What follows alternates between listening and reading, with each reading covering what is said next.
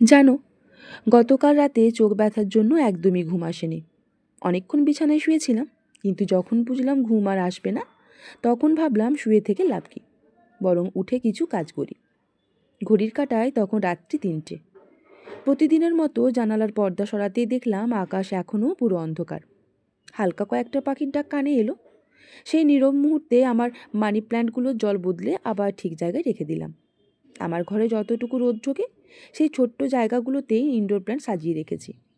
কাজের ফাঁকে ফাঁকে যখন চোখ সবুজে গিয়ে পড়ে, মনটা যেন একটু শান্তি পায়।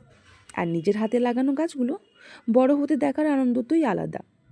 আর যেহেতু বৃহস্পতিবার, তাই ভোর 5টা বাজতেই ঝাড় মোছা সব রেডি। জানালা দিয়ে রোদ ঢুকতেই চলে গেলাম বারান্দায়। আমার সাদা পিটুনিয়াগুলো হাওয়ায় দুলছিল। এত সুন্দর লাগছিল যে মুহূর্তটা ক্যামেরাবন্দি না করে থাকতে পারলাম না। তারপর বিট্টুকে ঘুম থেকে তুলে রেডি করলাম। দুধ কর্নফ্লেক্স খাইয়ে স্কুলে দিয়ে এলাম। ফিরে এসে নিজের জন্য 1 কাপ চা আর 2টো বিস্কিট নিয়ে জানালার ধারে বসে পড়লাম।